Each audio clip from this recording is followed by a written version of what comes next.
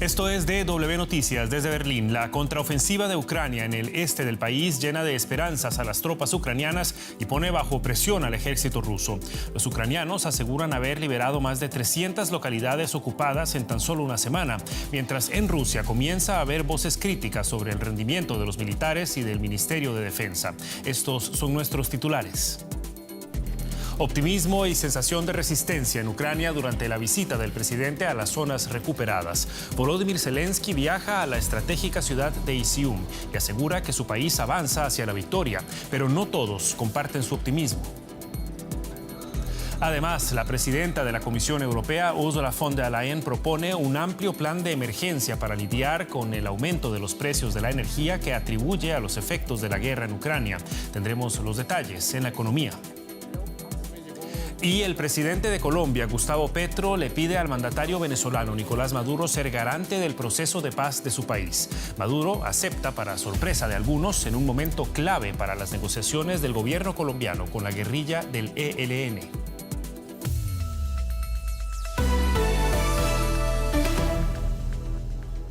Los saluda Javier Arguedas. Gracias por informarse con nosotros. Ucrania anunció este martes avances en la reconquista del este del país tras una rápida contraofensiva. El presidente Volodymyr Zelensky visitó la recientemente liberada ciudad de Izium, centro de abastecimiento clave y que hasta hace apenas unos días seguía todavía bajo control ruso.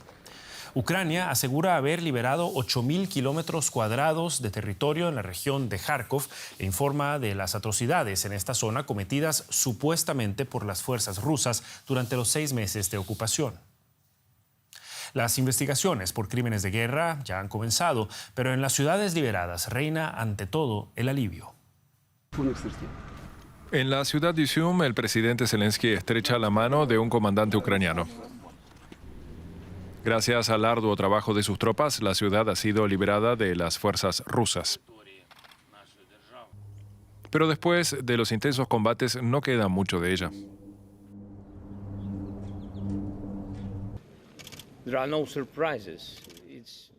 No hay sorpresas. Esto no es un shock para mí. El panorama es devastador, pero no para mí, porque comenzamos a ver las mismas imágenes desde Bucha y de los primeros territorios liberados. Se ha repetido la misma destrucción de edificios, la gente asesinada. ¿Qué puedo decir?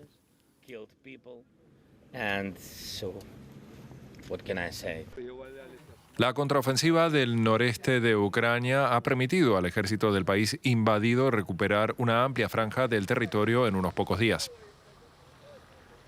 Pero los residentes están conmocionados. Comienza a salir a la luz lo que tuvieron que soportar durante los 6 meses de ocupación rusa. En la disputada ciudad de Balaklia, al sureste de Kharkov, aparecen testimonios de tortura. Me hicieron sostener 2 cables conectados a un generador eléctrico. Cuanto más rápido gira, más alto es el voltaje. Siguieron dándole vueltas y haciendo preguntas. Me decían que mentía y lo intensificaban. Así era para algunos prisioneros día por medio.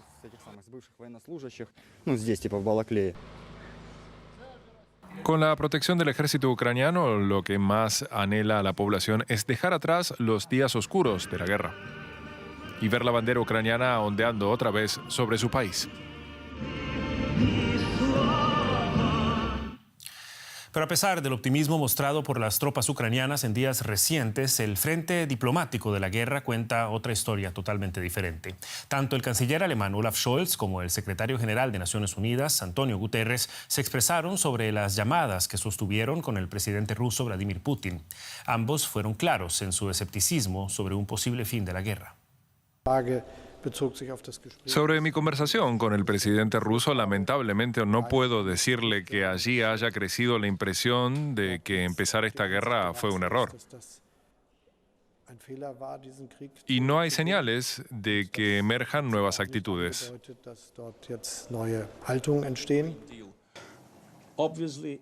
Obviamente todo lo que sirva para reconstruir la confianza es útil, pero sería ingenuo pensar que estamos cerca de un acuerdo de paz. Mis buenos oficios están listos, pero ahora mismo no me hago ilusiones. Las chances de un acuerdo de paz son mínimas en el momento actual. The chances of a peace deal are minimal at the present moment. Y no fueron las últimas ni las únicas declaraciones que escuchamos. Belén Palancar está con nosotros y la economía. Sí, gracias, Javier. Pues otro tema que también ha hablado Guterres en esa conversación con Vladimir Putin es las exportaciones de Rusia de alimentos y fertilizantes. Y es que sin el abono hay riesgo de caer en una crisis alimentaria global este mismo año. Escuchemos las palabras del secretario. There are, as you know, Hay conversaciones sobre la posibilidad de exportar amoníaco ruso a través del Mar Negro. Hemos discutido los obstáculos que aún existen para las exportaciones de Rusia de alimentos y fertilizantes. Y tengo que decir que ahora tenemos una situación dramática en el mundo de los fertilizantes. Nos arriesgamos a una crisis del mercado de fertilizantes, lo que significa que corremos el riesgo de tener en 2022 una verdadera falta de alimentos. Así que eliminar los obstáculos que todavía existen en relación con la exportación de fertilizantes rusos es absolutamente esencial en el momento actual. is absolutely essential at the present moment. La invasión rusa en Ucrania y todos sus efectos colaterales ha dominado por completo el tercer discurso del Estado de la Unión de la presidenta de la Comisión Europea, Ursula von der Leyen. La alemana ha lanzado dos claras propuestas. Una, recaudar 140.000 millones de dólares para hacer frente a esta crisis energética. Y dos, ratificar los acuerdos comerciales con Chile y México y evitar así una nueva situación de dependencia. Vestida de amarillo y azul en solidaridad con Ucrania, Ursula von der Leyen, presidenta de la Comisión Europea, propuso cambios en la forma de hacer negocios en la UE. Subrayó que el bloque europeo debe reducir su dependencia de Rusia y China en materia de energía y tierras raras. El año pasado, el gas ruso representaba el 40% de nuestras importaciones de gas. Hoy se ha reducido al 9% del gas por gasoducto. Pero Rusia sigue manipulando nuestro mercado energético. Prefieren quemar el gas a venderlo. La crisis ha abierto las puertas para profundizar las relaciones comerciales con Chile, México y Nueva Zelanda, según la presidenta de la Comisión Europea. Las negociaciones con estos países han concluido y solo están a la espera de ser ratificadas. Chile y México disponen de muchas tierras raras que la Unión Europea necesita. La Oficina de Derechos Humanos de la ONU acusa a China, el mayor socio comercial de la Unión Europea, de crímenes contra la minoría uigur, algo que China niega tajantemente. Actualmente, China controla la industria mundial de procesamiento. Casi el 90% de las tierras raras y el 60% del litio son procesados en China. Para von der Leyen también es necesario avanzar en las negociaciones comerciales con India y Australia. Bruselas busca soluciones al aumento de los precios de la energía, como un impuesto sobre las ganancias extraordinarias de las energéticas, con el fin de ayudar a quienes más lo necesiten durante el invierno que se acerca. Buenas noticias sobre la inflación en Estados Unidos, justo un día después de que el decepcionante informe del índice de precios al consumidor de agosto provocara un colapso en Wall Street. Otro informe sobre la inflación indicó que el aumento de los precios al por mayor está mostrando signos de mejora. Y es que los precios al productor en Estados Unidos bajaron en agosto, la primera caída mensual en más de 2 años. Esta relajación sugiere que los consumidores podrían obtener algún alivio en los precios de los próximos meses. Con esta buena noticia nos vamos a Nueva York para comentar este asunto con Ana Nieto, nuestra compañera en la Bolsa. Ana, ¿qué nos dicen los nuevos datos sobre la composición de la inflación? Pues un día después de saber que los precios al consumo estaban algo más bajos, pero no lo suficiente y muy distribuidos, la presión al alza, sabemos ahora que los precios que pagamos a los productores han bajado por segundo mes consecutivo. En agosto bajaron un 0,1%, menos que en julio, pero en el acumulado del año bastante más. En agosto quedaron en el 8,7% frente al 9,8% del mes anterior. Han bajado los precios de los combustibles Se han mantenido estables los de los alimentos, algo que todavía no ha pasado a los consumidores, y sí que se ve que todos los demás bienes tienen una presión al alza también de precios, igual que los servicios. La de los servicios es la más alta en 3 meses. Los economistas piensan que la inflación, ya lo peor ya ha pasado, pero que se va a mantener alta de forma persistente. Y Ana, hay otros nubarrones en el escenario económico ahí en Estados Unidos, dado que la amenaza de huelga de 2 sindicatos del sector ferroviario puede parar el transporte por tren. ¿Cómo van esas negociaciones? Pues no van bien, no ha habido ningún avance y el último día para llegar a un acuerdo es el viernes. A partir de entonces se inicia una huelga como no ha habido otra desde los años 90. Podría afectar al 27% del transporte de mercancías de este país. Serían más de 120.000 personas, ingenieros y especialistas en ferrocarril que irían a la huelga. Están pidiendo no una subida salarial, sino mejores condiciones de trabajo. Ellos quieren tener una predictibilidad sobre sus horarios, quieren saber cuándo pueden ir al médico, por ejemplo, y quieren tener jornadas laborales menos cargadas. Ahora mismo están denunciando que pueden trabajar hasta 90 horas durante una semana. El problema es que si se para el transporte se pueden parar muchas fábricas, se pueden subir los precios de las materias primas, las materias agrícolas, e impactar a la inflación. La Casa Blanca está muy preocupada, el Departamento de Trabajo está mediando en las conversaciones y se dice que la Casa Blanca podría estar preparando un decreto para impedir que se llegara a la huelga. En cualquier caso, el efecto cascada subiría en cuanto más tiempo se mantuviera esta huelga. Amtrak, que es el transporte de pasajeros, ya ha dicho que suspende el transporte de las grandes líneas. Gracias, Ana Nieto, desde la Bolsa de Nueva York. Pero hoy el mal dato del día se lo lleva Argentina, y es que los precios al consumidor mantienen su acelerada carrera, situándose en agosto en el 78,5% interanual, la mayor tasa registrada en 30 años y encaminándose a acumular este año un alza del 100%. Los precios minoristas aumentaron en Argentina un 7% en agosto y acumularon desde enero un alza de 56,4%, indicadores que se ubican entre los más altos del mundo. El ministro de Economía, Sergio Massa, anunció que el combate a la inflación representa su mayor desafío. Entre otras decisiones, puso freno a la emisión monetaria y redujo drásticamente los subsidios a los servicios públicos. Pero parece que estas medidas no son suficientes para frenar esta dinámica exponencial. Hasta aquí estos datos económicos, pero tenemos más noticias en el continente, Javier. Muchas gracias, Belén. Efectivamente, vamos a fijar la mirada en Venezuela, que registró un promedio de 6 muertes al día por resistencia a la autoridad, como se le llama, en el año 2021. Así lo indica la ONG Observatorio Venezolano de Violencia. Paz es, por tanto, una palabra desconocida para muchos opositores en Venezuela, silenciados en el exilio o en prisión. Con mucha más razón, sorprende ahora un mensaje de Nicolás Maduro. El mandatario venezolano anunció que será el garante de las negociaciones de paz entre el gobierno de Colombia y el ELN. La propuesta llegó del mismo presidente colombiano, Gustavo Petro. Venezuela aceptó este martes la invitación del presidente de Colombia, Gustavo Petro, para ser garante de los diálogos de paz que busca retomar con la guerrilla del ELN, el Ejército de Liberación Nacional. A poco de restablecer relaciones diplomáticas con el gobierno de Nicolás Maduro, Petro pidió en una carta pública la incorporación de Venezuela como país garante de las conversaciones con la última guerrilla reconocida en Colombia. Ayer me llegó una carta del presidente Gustavo Petro de Colombia proponiendo que Venezuela acepte el carácter de convertirse en garante de las negociaciones y de los acuerdos de paz del gobierno colombiano con la guerrilla del ELN. Una invitación que Maduro con gusto aceptó.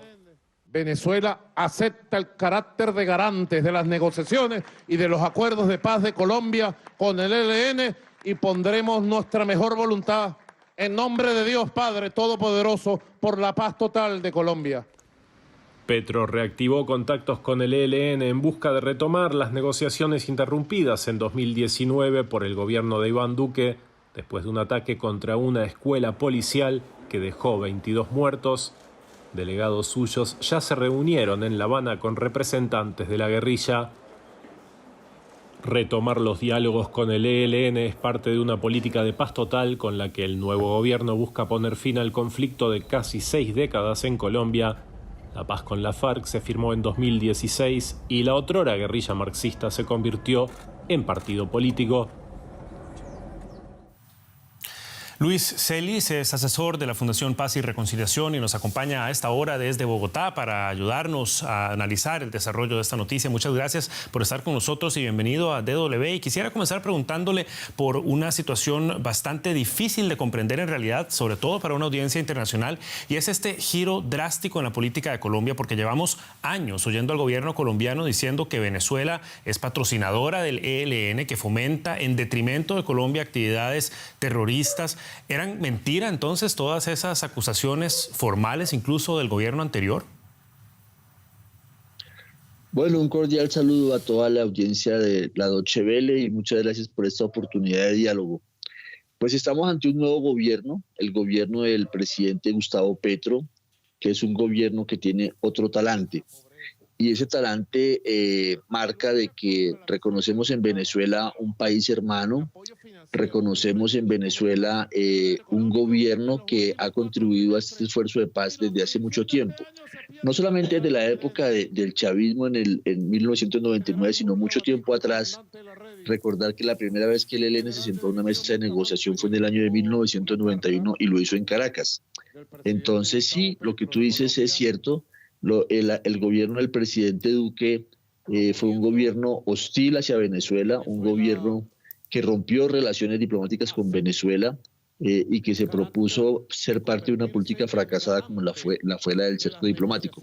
Ahora estamos en otro gobierno que reconoce en Venezuela un país amigo de Colombia, con el que tenemos muchos temas en común que resolver, situaciones muy delicadas de fronteras, de seguridad, pero que solamente se pueden resolver en esfuerzos de diálogo, diálogos que pueden ser difíciles pero necesarios. Entonces, hay otro aire en Colombia y hay un respeto hacia el gobierno venezolano. Colombia podrá estar limando asperezas con Venezuela, señor Celis, pero otros países no lo han hecho, por lo menos no a este nivel. ¿Qué apoyo internacional pueden tener estos diálogos con países clave como Estados Unidos, que siguen todavía con una retórica tan dura contra Venezuela? Bueno, te he perdido un poco, pero entiendo que la pregunta va en el sentido de que si hay otros países que mantienen una situación, digámoslo, de confrontación con Venezuela y muchos temas por resolver, fundamentalmente Estados Unidos. Pero lo que yo creo que el presidente Petro ha planteado es que se requiere una diplomacia, y la diplomacia parte de los diálogos y buscar consenso sobre temas difíciles. La diplomacia también está hecha para afrontar dificultades, no solamente para vivir los tiempos de calma, sino también los tiempos turbulentos. Y por supuesto que hay muchos temas en la región que requieren de una diplomacia, y ojalá que la política de Estados Unidos hacia Venezuela sea hacia un diálogo y hacia una decisión de buscar salidas comunes a tantos temas que hay en la región que van a requerir del concurso del gobierno de los Estados Unidos.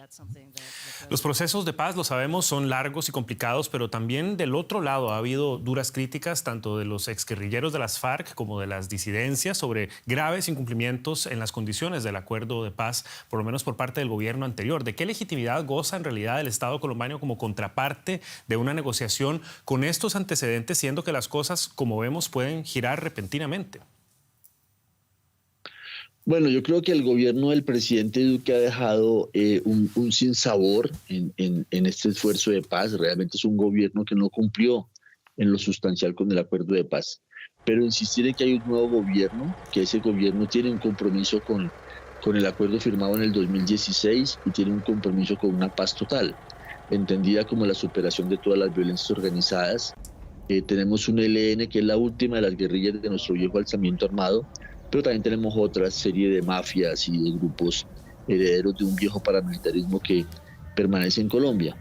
Entonces, con todos esos grupos, este gobierno está dispuesto a entablar procesos de buscar una salida con el ELN, un diálogo político, y con los otros grupos buscar un sometimiento que sea viable y que sea, por supuesto, serio en su cumplimiento. Palabras de Luis Celis, asesor de la Fundación Paz y Reconciliación. Muchísimas gracias por estas apreciaciones y ojalá hasta una próxima ocasión. Bueno, muchas gracias a ustedes, muy amables. En Haití, el anuncio de una subida del precio de la gasolina ha provocado de nuevo fuertes protestas. En la capital, Puerto Príncipe, miles de manifestantes bloquearon las calles. Una persona murió en los disturbios. La subida de los precios de los combustibles llega en medio de una inflación que ya ha superado el 30%. Los habitantes del país más pobre de América se ven expuestos a un empeoramiento de sus condiciones de vida, además de una crisis política y un aumento de la violencia entre pandillas. En Ecuador se lleva a cabo desde ayer la Conferencia Suramericana de Defensa. Se trata de un foro de discusión de 3 días donde se abordan temas en materia de seguridad para la región, como el combate al narcotráfico, a las organizaciones criminales y a las actividades ilícitas que afectan al medio ambiente, como la minería ilegal y la deforestación. En el marco de este evento, la jefa del Comando Sur de Estados Unidos, Laura Richardson, y el presidente de Ecuador, Guillermo Lasso, debatieron el martes en Quito acciones de cooperación en materia de seguridad nacional y ciudadana.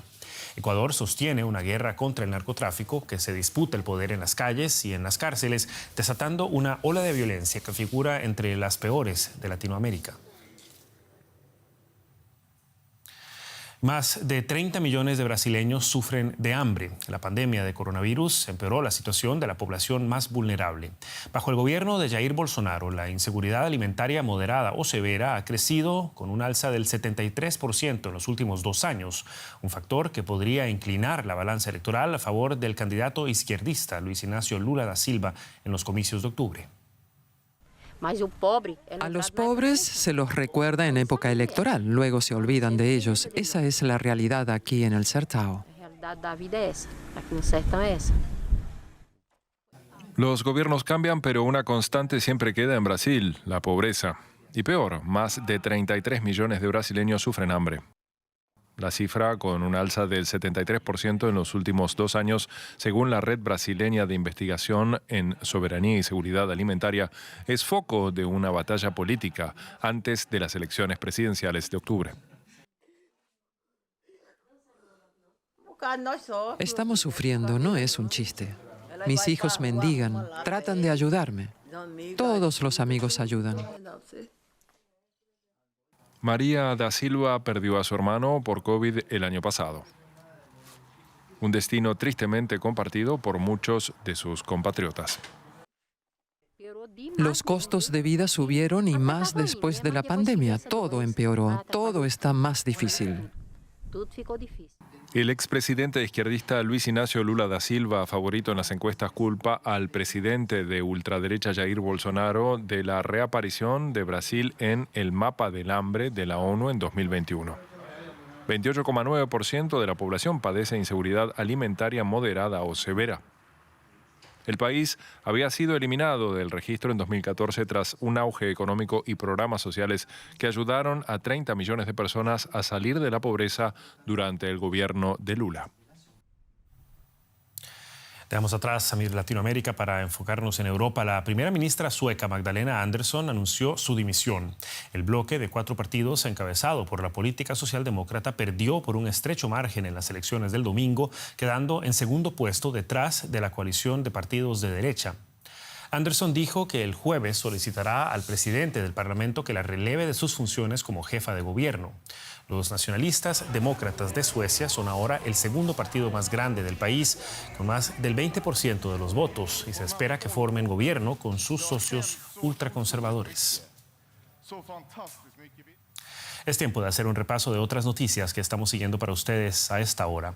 El Ministerio de Defensa de Armenia informó hoy que las hostilidades prácticamente terminaron en la frontera con Azerbaiyán. A las 20 horas, hora local, el fuego cesó en todas las direcciones, esto según el portavoz del Ministerio de Defensa. Esto se da luego de 2 días de intensos combates en los que se registraron muertos y heridos. El llamado incendio mosquito en el norte de California ha arrasado ya unas 20.200 hectáreas. El incendio comenzó la semana pasada en medio de una ola de calor extrema en el norte del estado y sigue expandiéndose por la región. En la ciudad de Guadalajara, en el centro de México, cientos de hombres y mujeres celebraron este miércoles el Día del Charro. Vestidos con trajes típicos y montados a caballo, recorrieron la zona céntrica de la ciudad acompañados de música de mariachi.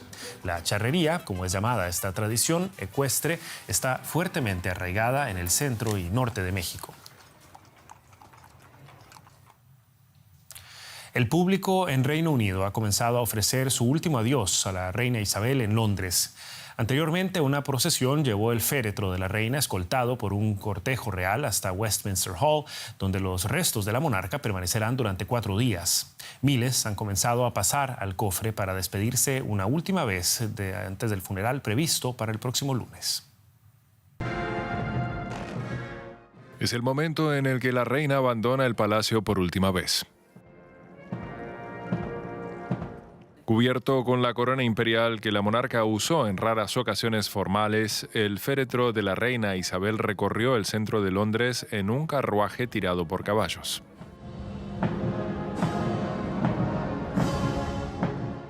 En este mirador, muchos esperaron de pie para echar un vistazo.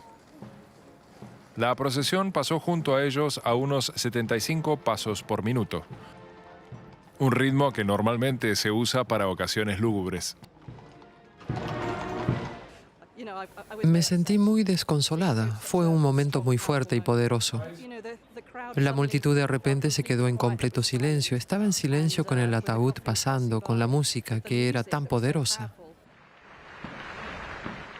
Después de 38 minutos, el ataúd llegó al salón donde el rey Carlos y otros miembros de la familia real asistían a una misa en honor a la reina.